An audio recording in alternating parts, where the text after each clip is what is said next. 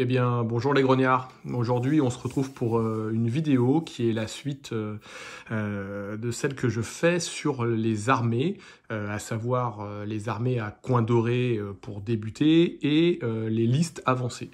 Alors, aujourd'hui, on va parler de l'armée autrichienne. Voilà, donc l'armée dirigée par l'archiduc Charles.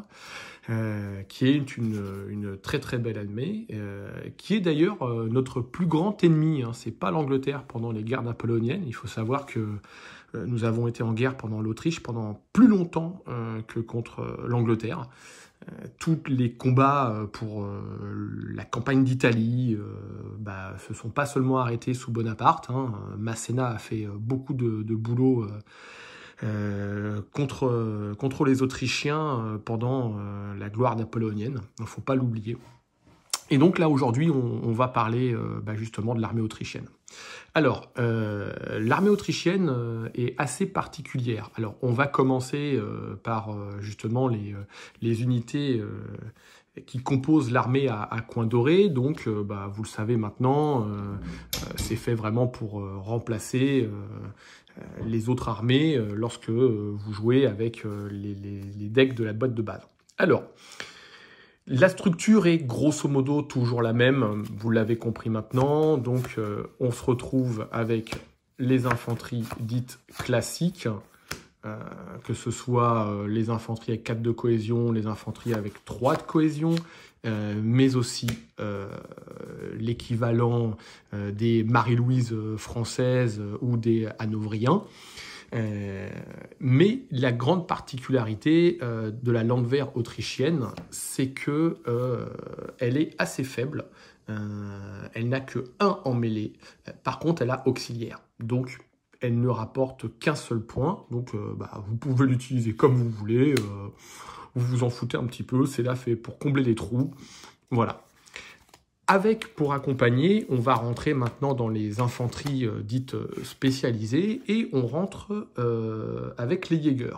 Alors, les Jägers autrichiens sont assez bons parce qu'ils sont assez classiques dans leur carac. Par contre, ils sont élites.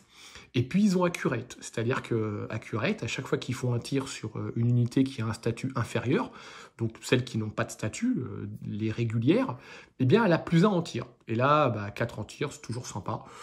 Ça s'applique, c'est cool.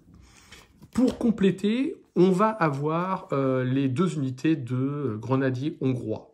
Alors, très bonne unité, hein, 4 en mêlée, ça fait le café, que 3 en cohésion, mais par contre, Steadfast et Relentless. Hein, les Hongrois étaient vraiment réputés pour être une armée très dure, qui lâchait pas le terrain, donc c'est pas pour rien que les grenadiers hongrois étaient assez redoutés. Hein. D'ailleurs, les Hongrois ont le pantalon bleu, on peut le voir justement sur l'infanterie comme sur les grenadiers. Donc un Steadfast, hein, vous connaissez comme la garde française, ça recule pas, mais ça peut être négatif. Et puis Relentless, +1 en mêlée contre l'infanterie au second round. Donc alors là, c'est assez fort, hein, parce qu'au second round de mêlée, on se retrouve avec des grenadiers hongrois qui ont 5. Oui, vous avez bien entendu, 5. Donc, à faire très attention. On va avoir les 2 artilleries, hein, classiques, on n'en parle pas. Et là, la cavalerie est assez surprenante parce que vous allez avoir les 2 chevaux légers. Alors, les 2 chevaux légers, c'est l'équivalent des chasseurs à cheval français. Hein, vous savez, l'unité que j'adore. Mais elle est encore plus puissante parce qu'elle a 4 en cohésion. Donc, c'est la même chose avec 4 en cohésion. Donc, ça absorbe très bien. Et pour compléter ça, ils ont les 3 unités de hussards. Et là, les hussards, ils ont des stats un peu comme une cavalerie lourde, sauf que c'est de la cavalerie légère, qui sont élites, ils sont fast, 4 en cohésion, mais vous remarquez qu'ils n'ont pas impact. Donc, elle est assez intéressante à étudier, cette armée, pour plusieurs raisons. La première, c'est que c'est une armée qui va beaucoup jouer avec le tir. Parce que si on prend les grenadiers, l'infanterie allemande, l'infanterie hongroise, les Jägers, les grenadiers hongrois, l'artillerie on a du tir à 3. On n'a que la Landwehr qui est du tir à 2.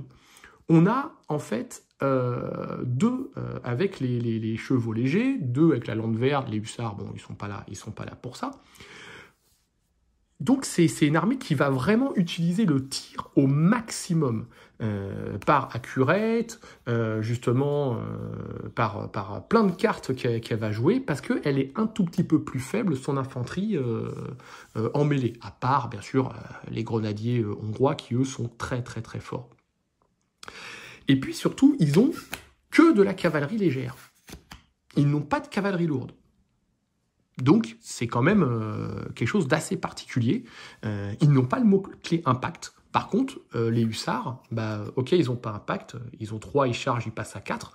Mais ce qui est intéressant, c'est comme les dragons français, ils se retrouvent avec 3 en mêlée pour les rounds de combat supplémentaires. Donc, les hussards sont assez costauds. Hein. C'est très très bon en contournement. C'est assez monstrueux. Et puis surtout, 4 en cohésion. L'autre particularité de l'armée autrichienne, c'est qu'elle n'a pas de garde. Il n'y avait pas vraiment d'unité de la garde chez les Autrichiens. Donc du coup, que ce soit les Jägers ou que ce soit les grenadiers hongrois ou les hussards, c'est de l'élite. Donc pas le problème de devoir les laisser en réserve, pas du tout. Vous les placez où vous voulez, quand vous voulez. Donc ça, c'est une armée qui n'est pas évidente à jouer, l'armée autrichienne, mais c'est une armée qui va vraiment créer la surprise. Hein. C'est là, pour moi, c'est une armée qui se joue tout le temps avec la rivière. La rivière, vous la jouez tout le temps, comme ça, si votre adversaire il vient vous chercher en mêlée, vu que vous n'irez pas le chercher, eh bien, il se prend un -1 en combat. Donc même un cuirassier, 3 en mêlée, il charge 4, impact 5, il redescend à 4. Bon, voilà, c'est toujours un petit point de prix. Et l'infanterie qui vient vous chercher, même si vous avez mis votre Landwehr derrière la rivière, l'adversaire a son infanterie, elle a 2, il vient vous chercher, il n'est plus qu'à 1, donc c'est pas très grave.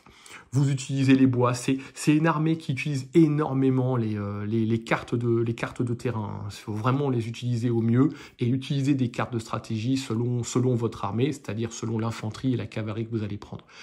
Je sais que souvent les gens la jouent pas, l'armée autrichienne, c'est une grave erreur. Elle est vraiment, vraiment très intéressante à jouer et on va le voir tout de suite avec justement la liste avancée. Alors la liste avancée est quand même un petit peu différente. On va garder les 3 infanteries allemandes. On n'aura plus que 2 infanteries hongroises et 2 Landwehr.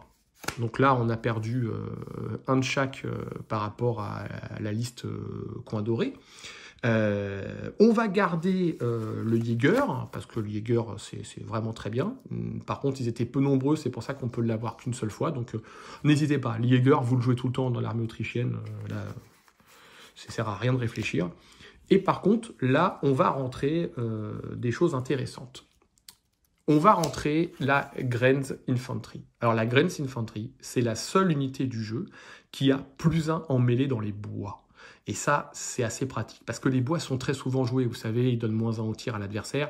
Donc très souvent, les bois sont joués, encore plus lorsqu'on est français, parce que les voltigeurs, eux, ont +1 en tir. Là, avec la Grenz, vous allez carrément chercher dans les bois, et ça va vraiment surprendre votre adversaire. Bon en tir 3, mêlée à 3 dans les bois. C'est vraiment intéressant, 48 points, elle coûte pas cher.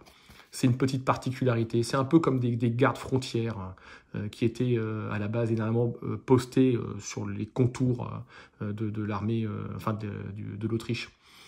Donc ça, c'est assez une petite particularité, donc à utiliser au mieux. Hein. Et puis rien ne vous empêche de placer un bois chez vous pour donner -1 au tir à l'adversaire. Et à un moment, si votre unité est blessée, vous la remplacez par de la Grenz pour qu'elle continue de tirer à 3, subit -1 en tir. Et si on vient la chercher en mêlée, elle a +1. L'autre petite particularité, c'est qu'on a enlevé les grenadiers hongrois pour remplacer par des grenadiers allemands. Donc là, c'est toujours élite. Ils ont, pas les mots-clés. Par contre, ils ont 4 en cohésion. Ils n'ont pas 4 en mêlée, mais ils ont 4 en cohésion. Donc ça absorbe bien. Hein. C'est classique, très très bonne unité. Donc là, on voit comme toujours 3, 4, 5, 6, 7, 8, 9, 10, 11, 12, 12 infanteries. Toutes les unités, enfin les listes avancées ont 12 unités d'infanterie. On va garder les 2 artilleries, donc le classique. Par contre, petit changement au niveau de la cavalerie. Parce que nous allons bien garder du hussard, mais cette fois, nous en aurons que 2. Hop. Nous allons continuer avec de la cavalerie légère, parce que nous allons avoir qu'un seul chevau léger. Alors, ce n'est pas une erreur. Hein. Pour les Autrichiens, chevau léger ne s'écrit qu'en un seul mot, sans le petit tiret, et tout conjugué. Nous allons avoir un Ulan, donc là c'est vraiment l'équivalent des lanciers français, à la petite différence qu'ils ont fast. Les Ulan, ils peuvent plus facilement éviter le combat. D'ailleurs, on s'aperçoit qu'il y a déjà 5 cavaleries, c'est 5 cavaleries légères, et les 5 ont fast. Donc ça aussi, c'est une particularité de l'armée autrichienne. Beaucoup de cavalerie légère. Donc vous allez contourner sauvagement, même pas à réfléchir, il faut y aller tout le temps. Et pour les appuyer, vous allez avoir les 2 cuirassiers. Donc là, du grand classique avec impact.